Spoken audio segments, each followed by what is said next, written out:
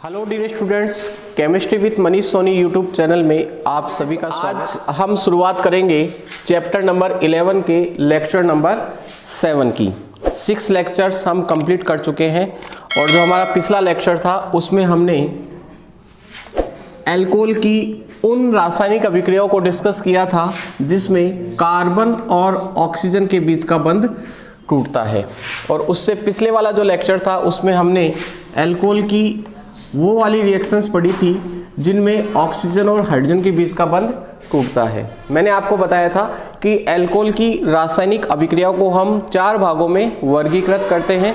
Number 1, वे अभिक्रियाएं जिनमें oxygen और हाइड्रोजन के बीच का बंध टूटता हो। नंबर 2, जिनमें कार्बन एवं ऑक्सीजन के बीच का बंध टूटता हो। तीसरी प्रकार की जो रिएक्शंस मैंने आपको बताई थी, मैंने आपको बताया था कि वे अभिक्रियाएं जिनमें एल्किल समूह व OH समूह दोनों प्रयुक्त होते हो। और चौथी अभिक्रियाएं जो थी वो ऑक्सीजन पर लोन पेयर के कारण होने वाली अभिक्रियाओं की हमने बात की थी कि अल्कोहल 4 प्रकार की अभिक्रियाएं दर्शाते हैं, जिनमें से अपन ने ये वाली अभिक्रियाएं पढ़ ली, ये वाली पढ़ ली। आज हम इस क्लास में ये वाली अभिक्रियाएं पढ़ेंगे, अर्थात उन अभिक्रियाओं को पढ़ेंगे जिनमें एल्किल समूह और OH समूह दोनों क्या होते हो, प्रयुक्त होते हो। तो शुरुआत करते हैं आज की क्लास की। सबसे पहले हेडिंग लगा लेते हैं नंबर 3, वे अभिक्रियाएं जिनमें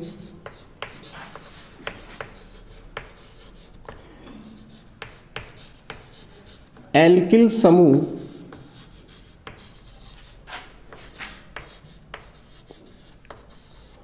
व OH समूह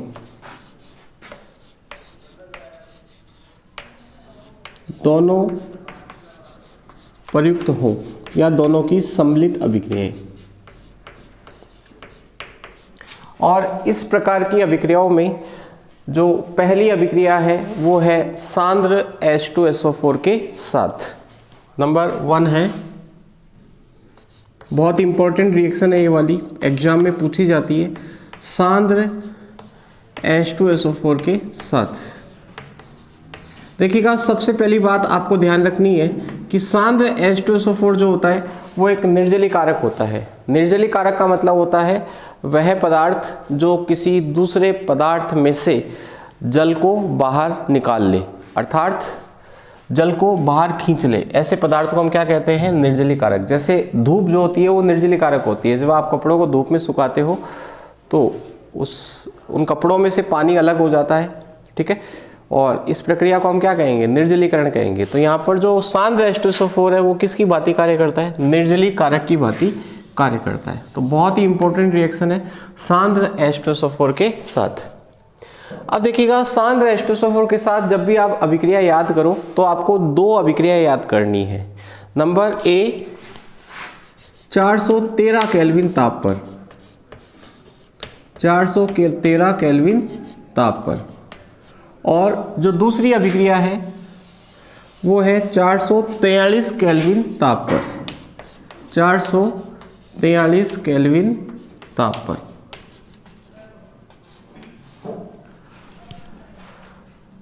तो आज की जो पहली अभिक्रिया है वो है सांद्र H2SO4 के साथ। सबसे पहले आप ये याद करेंगे कि हमें 2 अभिक्रिया याद करनी है, एक तो 413 केल्विन ताप पर और एक 443 केल्विन ताप पर। उसके बाद में आप याद करोगे कि 413 केल्विन ताप पर ईथर का निर्माण होता है, 413 केल्विन ताप पर ईथर का निर्माण होता है और 443 केल्विन ताप पर एल्कीन का निर्माण होता है। आपको जब भी ये अभिक्रिया पूछी जाएगी 12th क्लास के बोर्ड एग्जाम में तो निश्चित रूप से आपको एथिल अल्कोहल ही दिया जाएगा। क्या दिया जाएगा, एथिल अल्कोहल। तो यहां पर हम लिख लेते हैं एथिल अल्कोहल CH3 CH2OH।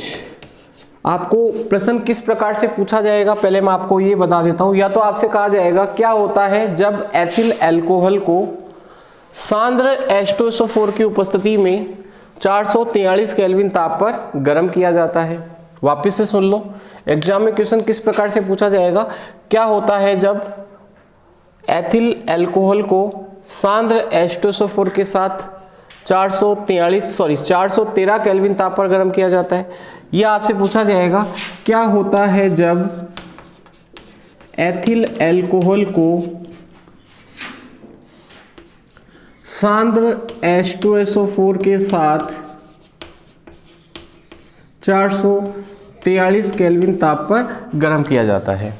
तो आपने ये बात पहले से याद कर रखी है कि 413 केल्विन पर ईथर बनता है और 443 केल्विन पर एल्कीन बनती है।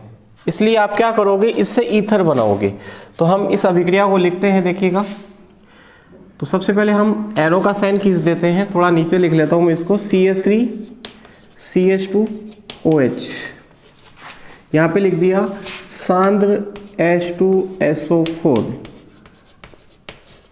और तापमान लिख दिया 413 केल्विन। तो इसका ईथर बनाना है। तो इसका ईथर बनाने के लिए हमें यहाँ पर 2 एथिल अल्कोहल के अणु काम में लेने होंगे। तो याद रखिएगा 413 केल्विन पर जब भी अभिक्रिया लिखो तो आपको एथिल अल्कोहल के 2 अणु काम में लेने हैं। सांद्र H2SO4 निर्जलीकारक होता है, यह जल का अणु बाहर निकालेगा 2 एथिल अल्कोहल के अणुओं में से। तो एक एथिल अल्कोहल का H ले लोगे और दूसरे एथिल अल्कोहल का OH ले लोगे, तो जल बाहर निकल गया। अब जो बच गया उसको जोड़ दो, तो क्या बचा, CH3CH2O, ये O जुड़ जाएगा इस CH2 के साथ और CH2 से क्या जुड़ा हुआ है, CH3, तो बनेगा CH3CH2O। O किससे जुड़ जाएगा, इस CH2 से। क्यों, क्योंकि इसका OH तो निकल गया, इसका H निकल गया, तो ऑक्सीजन जुड़ जाएगा CH2 के साथ। और CH2 किससे जुड़ा हुआ है सर, CH2 CH3 से जुड़ा हुआ है, तो हम आगे लिख देंगे CH3। और इसको हम क्या कहते हैं, die ethyl ether, die ethyl ether. तो आपने क्या देखा कि जब 413 केल्विन ताप पर एथिल अल्कोहल को सांद्र H2SO4 के साथ गर्म किया जाता है तो एथिल अल्कोहल के 2 अणु काम में आते हैं, एक जल का अणु निकल जाता है और डाई एथिल ईथर का निर्माण होता है। लेकिन परीक्षा में क्या होता है, आपको एथिल अल्कोहल के 2 अणु दिए नहीं जाते हैं, आपको एक ही देगा। वो आपको इस प्रकार से देगा, इस अभिक्रिया को पूरा करो। तो आपको तुरंत याद आ जाना चाहिए कि 413 केल्विन पर हम एथिल अल्कोहल के कितने अणु काम में लेते हैं, 2। तो आप क्या बनाओगे, डाई एथिल ईथर। अब यदि आपको अभिक्रिया 443 केल्विन ताप पर दे रखी है तो आपको एथिल अल्कोहल का एक अणु काम में लेना है। केवल कितना अणु काम में लेना है, एक। और उस एक अणु में से ही जल को बाहर निकालना है, एक अणु में से ही जल को बाहर निकालना है। तो यहाँ पर विलोपन अभिक्रिया संपन्न होती है। कौन सी अभिक्रिया, विलोपन। और विलोपन अभिक्रिया किस प्रकार संपन्न होती है, आपको मैंने पिछले चैप्टर में बताया था कि OH या हैलोजन जिस कार्बन से जुड़ा होता है उसको अल्फा कार्बन कहते हैं, और अल्फा कार्बन जिस कार्बन से जुड़ा होता है उसे बीटा कार्बन कहते हैं। तो यहाँ पर भी निकलेगा तो जल ही, क्यों, क्योंकि H2SO4 निर्जलीकारक है, लेकिन एक ही अणु में से निकलेगा। कैसे निकलेगा, देखिएगा, इसको मैं नीचे बता देता हूँ। अल्फा कार्बन से OH निकाल दोगे, सर निकाल देंगे, और बीटा से H निकालना है। अल्फा से OH और बीटा से H। तो बीटा से जब H निकलेगा तो सर CH2 बच जाएगा, CH2 बच गया। आगे क्या है, CH2, और यहाँ से क्या निकल जाएगा, OH। तो H और OH, बताओ जल बाहर निकला कि नहीं निकला, निकल गया सर, प्लस H2। अब कार्बन की संयोजकता को पूरा करनी पड़ेगी, कार्बन की संयोजकता को पूरी करनी पड़ेगी। क्यों, क्योंकि यहाँ पर कार्बन की संयोजकता कम हो गई, तो हम यहाँ पर जो एकल बंध है वहाँ पर हम क्या कर देंगे, द्विबंध कर देंगे। तो बताओ क्या बनी, एल्कीन बनी, और इसको हम क्या कहते हैं, एथीन कहते हैं। तो बहुत ही इंपॉर्टेंट रिएक्शन है। 413 केल्विन ताप पर आज की इस क्लास की सबसे ज़्यादा इंपॉर्टेंट रिएक्शन है ये। आज जो जितनी भी रिएक्शंस मैं पढ़ाऊंगा उनमें सबसे ज़्यादा इंपॉर्टेंट रिएक्शन जो बोर्ड परीक्षा में पूछी जाती है, 413 केल्विन ताप पर ईथर बनता है, 443 केल्विन ताप पर एल्कीन बनती है, 413 केल्विन ताप पर अल्कोहल के 2 अणु काम में लेते हैं, 443 केल्विन ताप पर अल्कोहल का केवल 1 अणु काम में लेते हैं, 413 केल्विन ताप पर अल्कोहल के 2 अणुओं में से जल का अणु निकलता है और 443 केल्विन ताप पर एक ही अल्कोहल से जल निकलता है। और निकालने का तरीका होता है कि अल्फा से OH निकालो और बीटा से क्या निकाल दो, H। तो H और OH निकल जाएगा तो बचेगा CH2 डबल बॉन्ड CH2, और CH2 डबल बॉन्ड CH2 को हम एल्कीन बोलते हैं और इसका नाम है एथीन। क्या है, एथीन। अब देखिएगा, आपको चैप्टर नंबर 10 में मैंने एक नियम पढ़ाया था जिसका नाम था सेजेफ का नियम। मान लीजिएगा आपको कुछ इस प्रकार की एल्कीन दी गई जिसमें 2 बीटा हाइड्रोजन उपस्थित है, 2 प्रकार के बीटा हाइड्रोजन उपस्थित है। जैसे मैंने लिखा CH3 CH2 CH CH3, आपको ये वाला अल्कोहल दे दिया, ठीक है। अब देखो, बोर्ड परीक्षा में आपको जनरली एथिल अल्कोहल दिया जाता है, लेकिन 443 केल्विन ताप पर आपको ये वाला अल्कोहल भी दिया जा सकता है, क्योंकि इस अल्कोहल को देने के पीछे उसका मकसद होता है कि क्या आप सेजेफ नियम की जानकारी रखते हो या नहीं रखते। तो आप इसकी रिएक्शन करवाओगे सांद्र H2SO4 के साथ, कितने केल्विन पर करवानी है, 443 केल्विन पर करवानी है। और हम जानते हैं 443 केल्विन ताप पर एक ही अणु काम में आता है और एल्कीन बनती है। तो सबसे पहली बात, आप अल्फा कार्बन को ढूंढोगे। सर अल्फा कार्बन क्या होता है, वह कार्बन जिससे OH जुड़ा हुआ हो उसे हम क्या कह देते हैं, अल्फा। और अल्फा से जो कार्बन जुड़ा होता है उसे हम क्या कहते हैं, बीटा। तो यहाँ पर अल्फा से 2 कार्बन जुड़े हुए हैं, एक तो ये वाला और एक ये वाला। तो एक को हम बीटा डैश बोलेंगे और एक को हम क्या बोलेंगे, बीटा बोलेंगे। तो देखो, हमने आपको बताया कि अल्फा से OH निकालते हैं और बीटा से H निकालते हैं, लेकिन यहाँ पर बीटा 2 प्रकार के हैं। इसका मतलब बीटा हाइड्रोजन भी 2 प्रकार के हैं। तो यहाँ से भी H निकल सकता है और यहाँ से भी H निकल सकता है। यहाँ से H निकलेगा तो यहाँ से OH निकलेगा, डबल बॉन्ड यहाँ पर आएगा। और यहाँ से अगर H निकालते हो और यहाँ से OH निकालते हो तो डबल बॉन्ड यहाँ आएगा। इसका मतलब 2 प्रकार की एल्कीन बनने की संभावना है। कौन कौन सी 2, पहले मैं यहाँ से निकाल देता हूँ। सर यहाँ से H निकलेगा तो क्या बनेगा, देखो CH3 CH बच गया, डबल बॉन्ड CH और CH3, भाई OH भी तो निकलेगा। जिन 2 कार्बन से आप H और OH को निकाल रहे हो उन दोनों कार्बन के बीच में डबल बॉन्ड लगाना है। और यहाँ से H निकालते हो तो यहाँ से OH डबल बॉन्ड यहाँ पे आएगा, plus CH3 CH2 CH double bond CH2, इसको कहते हैं 2 ब्यूटीन और इसको कहते हैं 1 ब्यूटीन। अब कौन सी एल्कीन ज्यादा मात्रा में बनेगी, तो ये वाली ज्यादा बनेगी, मेजर का मतलब होता है ज्यादा मात्रा में, और ये बनेगी माइनर। इसके पीछे एक नियम काम करता है, उस नियम का नाम होता है सेजेफ का नियम।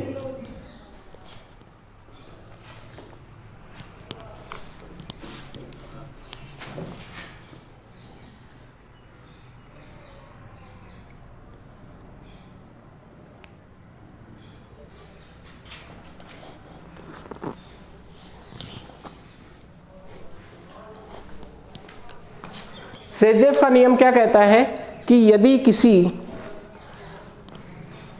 अल्कोहल से 2 प्रकार की एल्कीन बनने की संभावना हो, और 2 प्रकार की एल्कीन बनने की संभावना कब होगी, जब 2 प्रकार के बीटा कार्बन होंगे, और 2 प्रकार के बीटा कार्बन होंगे तो 2 प्रकार के बीटा हाइड्रोजन भी होंगे, और जब 2 प्रकार के बीटा हाइड्रोजन होंगे तो 2 प्रकार की एल्कीन बनने की संभावना होगी, और 2 प्रकार की एल्कीन बनने की संभावना होगी तो वह एल्कीन मेजर प्रोडक्ट होगी, ज़्यादा मात्रा में बनेगी, जो ज़्यादा प्रतिस्थापित होगी। तो यहाँ पर आप देख रहे हो ये ज़्यादा प्रतिस्थापित है 2 ब्यूटीन और ये कम प्रतिस्थापित है 1 ब्यूटीन। सर ज़्यादा प्रतिस्थापित होने का मतलब क्या होता है, जिसमें ज़्यादा संख्या में अल्फा हाइड्रोजन हो। इसमें देखो 3 और 3 6 अल्फा हाइड्रोजन है और इसमें केवल 2 ही अल्फा हाइड्रोजन है। सर अल्फा हाइड्रोजन क्या होते हैं, मैंने आपको बताया जो अल्फा कार्बन से जुड़े होते हैं उनको अल्फा हाइड्रोजन कहा जाता है। सर अल्फा कार्बन क्या होता है, जो क्रियात्मक समूह से जुड़ा हुआ हो। तो इस एल्कीन में क्रियात्मक समूह ये है, तो इस कार्बन से जुड़ा हुआ कार्बन अल्फा होगा, ये भी अल्फा होगा। तो बताओ कितने अल्फा H है, 6। यहाँ पर देखो ये क्रियात्मक समूह है, तो तो ये अल्फा कार्बन है और अल्फा कार्बन पर कितने H होते हैं? 2 H है तो 2 अल्फा H कम प्रतिस्थापित और ये ज़्यादा प्रतिस्थापित, जो ज़्यादा प्रतिस्थापित होगी वो ज़्यादा मात्रा में बनेगी। तो आपसे प्रश्न पूछा जाएगा कि इस अभिक्रिया को पूरा करो, तो आपको अगर मान लो एक ही उत्पाद लिखना है तो आपको ये लिखना है 2 ब्यूटीन, और दोनों लिखते हो तो फिर 2 ब्यूटीन के नीचे आपको लिखना पड़ेगा अधिक मात्रा में और 1 ब्यूटीन के नीचे आपको लिखना पड़ेगा कम मात्रा में। तो बताओ सेजेफ का नियम क्या कहता है? जब किसी अल्कोहल के निर्जलीकरण से 2 प्रकार की एल्कीन बनने की संभावना हो। सर निर्जलीकरण क्यों कहा? क्योंकि जल निकल रहा है, जल निकलने वाली अभिक्रिया को हम क्या कहेंगे? निर्जलीकरण कहेंगे। जब किसी अल्कोहल से के निर्जलीकरण से 2 प्रकार की एल्कीन बनने की संभावना हो तो वह एल्कीन ज़्यादा मात्रा में बनती है जो ज़्यादा प्रतिस्थापित होती है, अर्थात जिसमें ज़्यादा संख्या में अल्फा हाइड्रोजन परमाणु होते हैं। तो देखो एक तो 413 केल्विन पे करवाई, एक 443 पे करवाई। 443 के ऊपर जो अभिक्रिया होती है उसको अल्कोहल का निर्जलीकरण भी कहा जाता है। क्या कहा जाता है? निर्जलीकरण। तो अल्कोहल के निर्जलीकरण की क्रियाविधि, निर्जलीकरण की क्रियाविधि, ये भी आपसे पूछा जा सकता है कि अल्कोहल के निर्जलीकरण की क्रियाविधि लिखिए। अल्कोहल के निर्जलीकरण की क्रियाविधि लिखिए। तो निर्जलीकरण के लिए हम क्या करेंगे? क्रियाविधि के लिए हम सबसे पहले लिख लेंगे एथिल अल्कोहल और यहाँ पे हम लिख देंगे सांद्र H2SO4 और कितने केल्विन पर? 443 केल्विन पर। इस अभिक्रिया की आपसे क्या पूछ सकता है? वो क्रियाविधि पूछ सकता है। सर क्रियाविधि का क्या मतलब होता है? कि वो रिएक्शन किस प्रकार से संपन्न हो रही है उसको स्टेप बाय स्टेप बताना क्या कहलाती है? क्रियाविधि कहलाती है। तो इसकी क्रियाविधि लिखते हैं, मैकेनिज्म लिखते हैं क्रियाविधि। देखो ये अभिक्रिया 3 पदों में संपन्न होती है। पद नंबर 1, पहले पद में क्या होता है? जो अल्कोहल आपने लिया उसका प्रोटोनीकरण होता है। क्या होता है? प्रोटोनीकरण। सर प्रोटोनीकरण कौन करेगा? H2SO4 का H+ आयन। तो क्या होता है बच्चों? ये जो H2SO4 है ये अम्ल है तो ये ब्रेक होगा H+ प्लस HSO4 माइनस में। H2SO4 H+ आयन का त्याग करेगा। ये H+ आयन एथिल अल्कोहल के ऑक्सीजन पर अटैक करेगा क्योंकि ऑक्सीजन पर क्या उपस्थित है? Lone pair. लोन पेयर होने के कारण H+ क्या करेगा? इस ऑक्सीजन पर अटैक करेगा। इस ऑक्सीजन पर अटैक क्यों करेगा? क्योंकि इसके ऊपर प्लस है और इसके पास इलेक्ट्रॉन्स हैं लोन पेयर की फॉर्म में। तो जैसे ही H+ इस पे अटैक करेगा तो H+ इस ऑक्सीजन पर जुड़ जाएगा और जुड़ने के लिए बंध बनेगा और बंध बनाने में ऑक्सीजन के जो 4 इलेक्ट्रॉन हैं उनमें से 2 इलेक्ट्रॉन काम में आ जाएंगे। तो यहाँ पर कितने इलेक्ट्रॉन? 1 2 3 4। 4 में से 2 इलेक्ट्रॉन इस बंध में आ गए तो ऑक्सीजन के पास कितने बचे? केवल 2 बचे। ऑक्सीजन के पास 4 इलेक्ट्रॉन थे, मीन्स 2 लोन पेयर थे। 2 लोन पेयर में से 1 लोन पेयर बंध बनाने में भाग ले लिया। जैसे ही बंध बनाने में भाग लेगा तो H का प्लस खत्म हो जाएगा, लेकिन ऑक्सीजन के ऊपर क्या आ जाएगा? प्लस आ जाएगा। सर ऑक्सीजन पे प्लस क्यों आएगा? क्योंकि ऑक्सीजन के पास 4 इलेक्ट्रॉन थे, अब केवल कितने बचे? 2 बचे।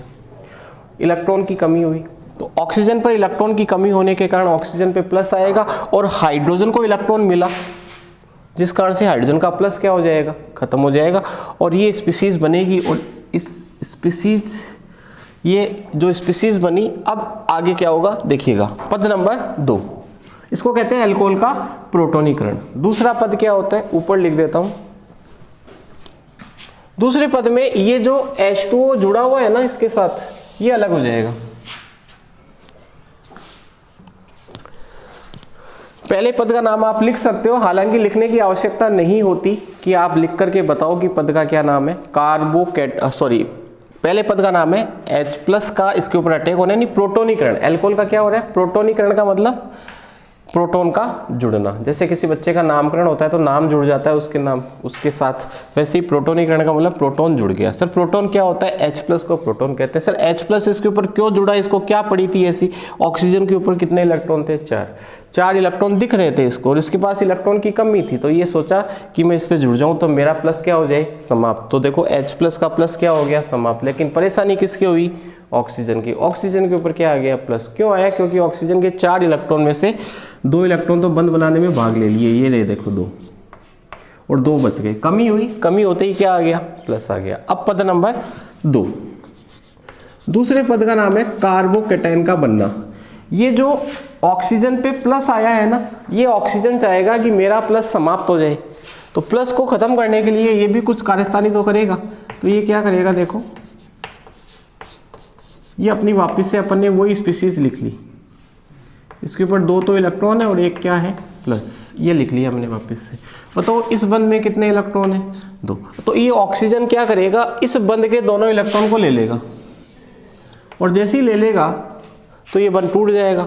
टूटते ही क्या होगा, जल का अणु अलग हो जाएगा, CH3 CH2 प्लस क्या अलग हो गया, जल। जल कैसे अलग हुआ, देखो HOH, ये प्लस खत्म हो जाएगा ऑक्सीजन का, क्यों, क्योंकि इसको 2 इलेक्ट्रॉन मिल गए। कौन से मिले, इस बंध के मिले, इस बंध के दोनों इलेक्ट्रॉन इसके मिल गए। अब जो कार्बन का जो इलेक्ट्रॉन था भी, इस बंध में 2 इलेक्ट्रॉन थे, एक कार्बन का था एक ऑक्सीजन का था, तो ऑक्सीजन ने खुद का तो लिया ही, एक कार्बन का भी ले लिया, तो बेचारे कार्बन के पास इलेक्ट्रॉन की कमी हो गई, तो कार्बन पे क्या आ जाएगा प्लस, और इसे हम क्या कहते हैं, कार्बोकैटायन कहते हैं। तो बताओ दूसरे पद में बना कार्बोकैटायन। फिर पद नंबर 3 होगा, तीसरे पद में क्या होगा, ये जो कार्बोकैटायन है इसका जो बीटा कार्बन है, ये अल्फा और ये क्या है बीटा। सर ये अल्फा क्यों है, क्योंकि इसी पे तो OH जुड़ा हुआ था, ये बीटा हो गया। तो अब आएगा कौन, HSO4 माइनस। HSO4 पे माइनस है कि नहीं है, इसको भी अपना माइनस समाप्त करना है, तो ये HSO4 आएगा और ये क्या करेगा, इसके बीटा कार्बन से इस H को बाहर निकाल लेगा। यानी मैं कह सकता हूं कि ये HSO4 क्या करेगा, यहां से H निकालेगा और किस रूप में निकालेगा, इसके ऊपर माइनस है तो यहां से ये प्लस के रूप में निकालेगा, क्योंकि इसको प्लस ही चाहिए। तो यहां से H प्लस निकल जाएगा, वो जुड़ जाएगा इसके ऊपर, तो ये वापस किस में बदल जाएगा, H2SO4 में। और इस कार्बन की ये जो 2 इलेक्ट्रॉन थे ना इस बंध में, इस बंध में कितने इलेक्ट्रॉन थे 2, तो हाइड्रोजन को H प्लस के रूप में निकाला। इसको मैं मिटा देता हूं, यहां पर देखो कितने इलेक्ट्रॉन थे, यहां पर सर 2 इलेक्ट्रॉन थे, तो ये HSO4 आया माइनस के रूप में, इस H को बाहर निकाल लिया, तो इस H को बाहर निकाला H प्लस के रूप में, इसका मतलब ये दोनों इलेक्ट्रॉन यहाँ पर आ जाएंगे और यहाँ पर आके बॉन्ड बना लेंगे, क्योंकि यहाँ पर जो प्लस है ना इसको भी तो समाप्त करना है, तो दोनों इलेक्ट्रॉन यहाँ पे शिफ्ट हो जाएंगे और दोनों इलेक्ट्रॉन दोनों कार्बन के बीच में शिफ्ट होंगे, तो एक बॉन्ड बन जाएगा। इसका मतलब क्या बन जाएगी, एल्कीन, डबल बॉन्ड प्लस क्या निकल गया, H2SO4। तो इसका मतलब H2SO4 यहाँ पर निर्जलीय कारक की बात और साथ ही साथ उत्प्रेरक की बात भी कार्य कर रहा है, क्योंकि उत्प्रेरक लास्ट में वापस से वैसे के वैसे प्राप्त हो जाते हैं। तो ये क्या है, अल्कोहल के निर्जलीकरण की क्रिया विधि। पहले पद में प्रोटोनीकरण होता है, कोई दिक्कत ही नहीं है। दूसरे पद में जल बाहर निकल जाता है तो कार्बन पे प्लस आ जाता है, और तीसरे पद में ये जो बीटा कार्बन होता है ना, इससे H को H प्लस के रूप में निकाला जाता है। कौन निकालता है, HSO4 माइनस, और जो उस बंध में इलेक्ट्रॉन थे वो दोनों कार्बन के बीच में आके क्या बना लेते हैं, डबल बॉन्ड। तो ये क्या है, अल्कोहल के निर्जलीकरण की क्रिया विधि। इसके बाद में हमारा जो अगली रिएक्शन है वो है विहाइड्रोजनीकरण। विहाइड्रोजनीकरण देखिएगा, ये रिएक्शन भी काफ़ी इंपॉर्टेंट है। विहाइड्रोजनीकरण करवाने के लिए आपको कॉपर धातु की आवश्यकता होती है और 573 केल्विन ताप की आवश्यकता होती है। विहाइड्रोजनीकरण का मतलब होता है हाइड्रोजन गैस का बाहर निकलना। विहाइड्रोजनीकरण का मतलब होता है हाइड्रोजन गैस का बाहर निकलना। तो यहाँ पर आपको याद रखना है कि यदि आप प्राथमिक एल्कोहल लेते हो तो एल्डिहाइड बनेंगे, द्वितीयक एल्कोहल लेते हो तो कीटोन बनेंगे, और यदि आप तृतीयक एल्कोहल लेते हो तो क्या होगा, एल्कीन बनेगी। अब देखो समझते हैं इस चीज़ को, यहाँ पे लिख दिया कॉपर 573 केल्विन, यहाँ पे लिख दिया कॉपर 573 केल्विन और यहाँ लिख दिया कॉपर 573 केल्विन। कॉपर 573 केल्विन के साथ जब रिएक्शन होती है तो आपको रिएक्शन कैसे लिखनी है ध्यान से समझिएगा। अल्फा कार्बन से आपको हाइड्रोजन बाहर निकालना है और ऑक्सीजन से आपको हाइड्रोजन बाहर निकालना है। एक तो अल्फा से हाइड्रोजन निकालोगे, एक ऑक्सीजन से निकालोगे, क्योंकि हमें क्या बाहर निकालनी है, हाइड्रोजन गैस। तो हाइड्रोजन गैस कैसे निकालोगे, एक तो ऑक्सीजन का जो हाइड्रोजन है उसको हटा देना और एक ऑक्सीजन जिस कार्बन से जुड़ा है उसका हाइड्रोजन हटा देना। तो बताओ जब यहाँ से हाइड्रोजन हटेगा ये तो वैसा का वैसा रह जाएगा CH3, फिर यहाँ पे CH बच जाएगा क्योंकि एक H हटा दिया, फिर इस ऑक्सीजन का भी H हटा दो। तो बताओ एक H और एक H कितने H हटे, 2, तो H2। अब बताओ ऑक्सीजन का एक H हटेगा तो ऑक्सीजन की संयोजकता कम हो जाएगी। ऑक्सीजन की संयोजकता 2 होती है तो 2 करने के लिए यहाँ पे डबल बॉन्ड हम लगा देंगे। तो बताओ ये क्या बना, एल्डिहाइड। तो याद रखना है प्राथमिक अल्कोहल के विहाइड्रोजनीकरण से एल्डिहाइड का क्या होता है, निर्माण होता है। ठीक है, अब ये क्या है, 2 डिग्री अल्कोहल, ये 1 डिग्री था, ये कौन सा है, 2 डिग्री। यही काम यहाँ पे करना है, ऑक्सीजन से हाइड्रोजन निकालना है और अल्फा कार्बन से H निकालना है। तो यहाँ से H और यहाँ से H निकलेगा तो बताओ CO बच जाएगा, तो कीटोन बनेगा CH3, C double bond O CH3 plus कौन सी गैस बन गई, हाइड्रोजन। अब यहाँ पर आ जाओ, वही काम करने का प्रयास करो, ऑक्सीजन से हाइड्रोजन निकाल दो और ऑक्सीजन जिस कार्बन से जुड़ा हुआ है वहां से हाइड्रोजन निकालो। सर ऑक्सीजन पे तो हाइड्रोजन है लेकिन जिस कार्बन पे ऑक्सीजन जुड़ा हुआ है उस कार्बन पे हाइड्रोजन है ही नहीं, इसका मतलब अल्फा हाइड्रोजन अनुपस्थित है। इस कारण से 3 डिग्री अल्कोहल का विहाइड्रोजनीकरण होता ही नहीं है। 3 डिग्री अल्कोहल का विहाइड्रोजनीकरण नहीं होता। आपसे एग्जाम में मान लो पूछ ले कि 3 डिग्री अल्कोहल का विहाइड्रोजनीकरण क्यों नहीं होता, तो आपका आंसर होगा क्योंकि OH जिस कार्बन से जुड़ा होता है यानी अल्फा कार्बन जो होता है उस पे हाइड्रोजन नहीं होता। देखो यहाँ पर था, यहाँ पर 2 थे तब निकाल दिया HH, लेकिन यहाँ पर है ही नहीं तो फिर निकालेंगे कैसे।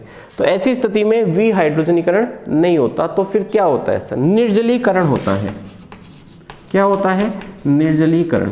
सर निर्जलीकरण कैसे होता है, देखो बीटा कार्बन से निकलता है फिर हाइड्रोजन, अल्फा पे तो है नहीं तो ये कार्बन कैसा है, बीटा, ये भी बीटा है, ये भी बीटा है, ये भी बीटा है, तीनों में से किसी से भी हाइड्रोजन निकाल देना। तो मैं यहाँ से निकाल दूँ तो यहाँ से जब आप हाइड्रोजन निकालोगे तो इसके पास अभी कितने हैं सर, इसके पास 3 है, एक निकालते ही कितने बच जाएंगे, 2 बच जाएंगे।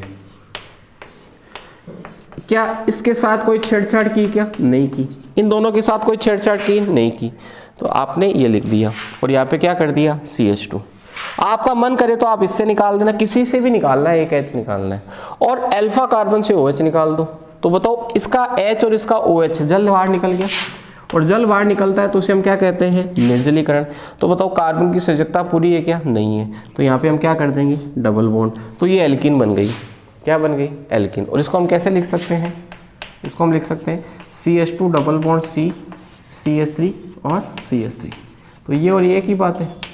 तो इसका मतलब 1 डिग्री अल्कोहल के विहाइड्रोजनीकरण से एल्डिहाइड बनता है, 2 डिग्री से कीटोन बनता है और 3 डिग्री अल्कोहल का विहाइड्रोजनीकरण होता ही नहीं है क्योंकि इसके पास अल्फा कार्बन पे हाइड्रोजन क्या होता है, अनुपस्थित। इसलिए निर्जलीकरण होकर क्या बनती है, एल्कीन बनती है। नंबर 3 है ऑक्सीकरण।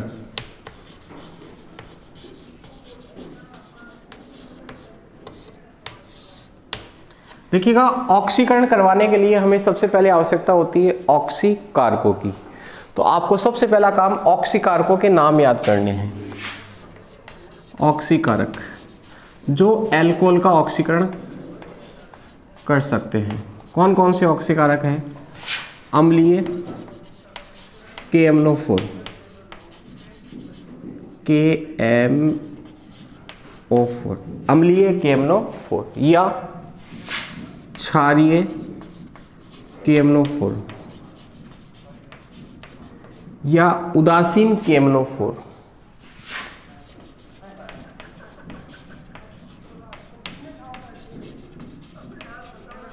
या अम्लीय K2CR2 O7 पोटेशियम डाइक्रोमेट या तनु HNO3। अब देखो तीर का निशान खींचा हुआ मिलेगा, इनमें से कोई एक लिखा हुआ यहाँ पे मिलेगा, तो आपको समझ जाना है कि मुझे ऑक्सीकरण की प्रक्रिया करवानी है, क्योंकि इनका काम क्या होता है, ऑक्सीकरण करना होता है, क्योंकि ऑक्सीकारक होते हैं। ठीक है, तो इनके पहले आप नाम याद कर लेना। बेसिकली अम्लीय KMnO4 को इस प्रकार से भी लिख सकते हैं H+KMnO4, जहाँ पे H+ का मतलब है अम्लीय। क्षारीय KMnO4 को OH-KMnO4 लिख के दे सकता है। उदासीन को केवल KMnO4 लिख के देगा। वैसे उदासीन KMnO4 लिखा हुआ भी कम ही आता है एग्जाम में। अम्लीय K2Cr2O7 या फिर वो लिख के देगा H+K2Cr2O7 या डाइल्यूट HNO3। तो ऑक्सीकरण कैसे होता है वो हमें समझना है। तो ऑक्सीकरण के लिए हमें ऑक्सीकारक चाहिए। ऑक्सीकारकों के नाम मैंने आपको बता दिए। तो देखो जो प्राथमिक एल्कोहल होता है, प्राथमिक एल्कोहल, इसके ऑक्सीकरण से पहले बनता है एल्डिहाइड, और एल्डिहाइड के ऑक्सीकरण से बनता है कार्बोक्सिलिक अम्ल। तो पहले तो आप प्राथमिक एल्कोहल का ऑक्सीकरण याद करो, क्योंकि सबसे ज़्यादा जो पूछा जाता है वो प्राथमिक का ही पूछा जाता है। द्वितीयक और तृतीयक एल्कोहल के ऑक्सीकरण इतने इंपॉर्टेंट नहीं है, क्योंकि उनके ढंग से हो नहीं पाते। द्वितीयक का कीटोन तक तो हो जाता है लेकिन आगे नहीं हो पाता, और तृतीयक का तो शुरू में ही नहीं होता, तो फिर ज़बरदस्ती करवाना पड़ता है। और ज़बरदस्ती करवाते हैं तो फिर चेन टूटती है, और चेन टूटती है तो कम कार्बन के यौगिक हमें प्राप्त होते हैं। तो देखो प्राथमिक एल्कोहल लिया CH3 CH2OH, यहाँ पे लिख देंगे ऑक्सीजन, लेकिन परीक्षा में ऑक्सीजन लिखी हुई नहीं आएगी। परीक्षा में लिखा हुआ आएगा यहाँ पर अम्लीय KMnO4 या क्षारीय KMnO4 या अम्लीय K2Cr2O7 या तनु नाइट्रिक अम्ल लिखा हुआ आएगा, तभी आप ऑक्सीकरण करवाओगे, ऐसे थोड़ी करवाओगे। ये ऑक्सीजन तो सिर्फ समझाने के लिए मैंने आपको यहाँ पर लिखी है। तो ऑक्सीकरण करवाना है। ऑक्सीकरण का मतलब होता है हाइड्रोजन का बाहर निकलना।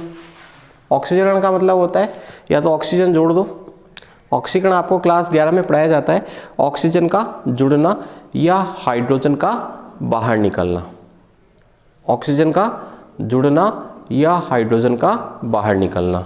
तो या तो आप ऑक्सीजन जोड़ते हो या हाइड्रोजन बाहर करते हो। तो सर हम कोई सा भी कर सकते हैं क्या? नहीं, वो डिपेंड करता है कि आपके पास कंपाउंड कैसा है। तो यहाँ पे ऑक्सीजन जुड़ नहीं सकती, यहाँ पर अपन हाइड्रोजन को क्या कर सकते हैं, बाहर निकाल सकते हैं। सर कैसे निकालेंगे, अभी बताया था, ऑक्सीजन से हाइड्रोजन और कार्बन से भी हाइड्रोजन। कितने H निकलेंगे? 2, और वो 2 H इस ऑक्सीजन से क्रिया करेंगे और जल बनाएंगे।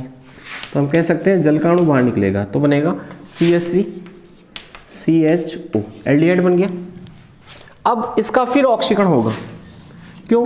क्योंकि हम जो ऑक्सीकारकों के नाम मैंने जो आपको बताया वो सारे प्रबल ऑक्सीकारक होते हैं। एल्डिहाइड को फिर ऑक्सीकृत करते हैं। अब क्या होगा, ऑक्सीजन जुड़ेगी। यहाँ पर तो हाइड्रोजन निकली, वो डिपेंड करता है कंपाउंड पे कि आपको हाइड्रोजन निकालनी है या ऑक्सीजन जोड़नी है। तो अब ऑक्सीजन जुड़ेगी। इसके पास पहले से कितनी ऑक्सीजन है? एक और जोड़ दो, CH3 COOH। तो देखो ये तो हो गया एल्डिहाइड और ये हो गया कार्बोक्सिलिक अम्ल। अब अपन बात करते हैं द्वितीयक एल्कोहल की। द्वितीयक एल्कोहल का यदि आप ऑक्सीकरण करवाते हो तो पहले बनता है कीटोन, और कीटोन का ऑक्सीकरण जबरदस्ती करवाना पड़ता है। सामान्य परिस्थितियों में कीटोन का ऑक्सीकरण होता नहीं है, क्योंकि कीटोन में अल्फा हाइड्रोजन अनुपस्थित हो जाता है। तो फिर यहाँ पर बनता है कम कार्बन के कार्बोक्सिलिक अम्ल।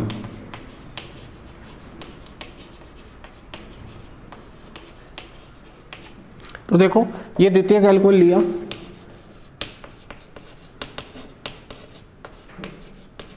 वही काम करना है, यहाँ पे ऑक्सीजन लिख देना, ऑक्सीकारक भी लिखा हुआ आएगा, यहाँ से H यहाँ से H, कीटोन निकल, कीटोन बन गया -H2O, क्योंकि AH H और ये H2O निकल जाएगा। अब इसका ऑक्सीकरण नहीं होगा, सामान्यतः इसका ऑक्सीकरण नहीं होता। क्यों? क्योंकि इसके पास अल्फा कार्बन पर हाइड्रोजन क्या है? अनुपस्थित। तो फिर अधिक समय तक ऑक्सीकारक के संपर्क में रखना होता है। तो ऐसी स्थिति में क्या होता है, ये बॉन्ड यहाँ से ब्रेक होता है और बॉन्ड ब्रेक होके कम कार्बन के एसिड्स बनते हैं। तो एक तो बनेगा CH3COOH, ये देखो CH3COO और H कहाँ से आएगा? यहाँ से आएगा। इसके पास 3 H है ना, एक दे देगा इसको, प्लस ये CH2 बचा, तो CH2 चेंज हो जाएगा HCOOH में। तो बताओ टोटल कितनी ऑक्सीजन काम में आई? 1, 2 और 3 काम में आई। CH3COOH, इसके पास H कहाँ से आया? इसके पास 3 थे ना, एक इसको दे दिया। इसके पास अब कितने बचे? 2 ये रहे, देखो HH और CO। तो कम कार्बन के कार्बोक्सिलिक अम्ल बनते हैं। द्वितीयक एल्कोहल का ऑक्सीकरण, पहले कीटोन तो आसानी से बन जाएगा, लेकिन कीटोन में अल्फा कार्बन पे H नहीं होने के कारण फिर इसका थोड़ा मुश्किल होता है और कम कार्बन के कार्बोक्सिलिक अम्ल बनते हैं। और यदि हम बात करें 3 डिग्री एल्कोहल की, 3 डिग्री एल्कोहल में समस्या और ज़्यादा है। क्यों है समस्या? क्योंकि इसमें अल्फा हाइड्रोजन है ही नहीं, शुरू में ही नहीं है। इसमें शुरू में तो था, इसलिए कीटोन तो बन गया था, लेकिन आगे प्रॉब्लम आई। और इसमें देखो शुरू में ही अल्फा H नहीं है, तो फिर क्या होगा? किताब दे पर।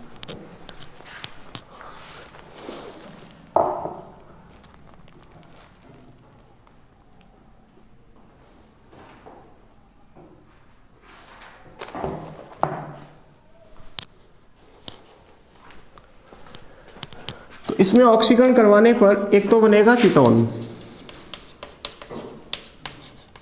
प्लस बनेगा फॉर्मिक एसिड। ये देखो एक तो बन गया CH3CO कीटोन प्लस H, ये कितने H हो गए यहाँ पर? 1 2 3 4 हो गए। 4 में से 2 काम में आ जाएंगे और 2 ऑक्सीजन यहाँ से आ जाएगी और 1 जल बाहर निकल जाएगा, ठीक है, जिसको निकालना आवश्यक नहीं है। तो ये चीज़ बनती है। तो देखो इसका ऑक्सीकरण इतना इम्पोर्टेंट नहीं है, इसका ऑक्सीकरण कुछ इम्पोर्टेंट है कि क्या होता है। तो आप कहोगे द्वितीयक से पहले कीटोन बनेगा, कीटोन से फिर कम कार्बन के कार्बोक्सिलिक। प्राथमिक अल्कोहल का ऑक्सीकरण सबसे ज़्यादा इंपॉर्टेंट है। 3 डिग्री अल्कोहल का भी बहुत मुश्किल से होता है। पहले कीटोन बनता है, देखो CH3C CH3O कीटोन बन गया, ये CH3 यहाँ से निकल जाएगा, H यहाँ से निकल जाएगा। फिर इसका CH2 काम में लेंगे, तो CH2 और ये HCOH। अब इसके पास एक H यहाँ बचा और एक H ये ऑक्सीजन, प्लस क्या बन जाएगा? जल। जल को नहीं लिखे तो भी चलेगा। तो ये हमने पढ़ लिया प्राथमिक, द्वितीयक और तृतीयक अल्कोहल का ऑक्सीकरण। तो ये जो तीसरी टाइप की रिएक्शन थी उसमें आपने देखा कि एल्किल समूह भी काम में आता है और OH समूह भी काम में आता है। तो हम अब 3 प्रकार की रिएक्शंस पढ़ चुके हैं। अगले वीडियो में या अगली क्लास में हम उन अभिक्रियाओं की चर्चा करेंगे जो ऑक्सीजन पर लोन पेयर के कारण होती है। धन्यवाद।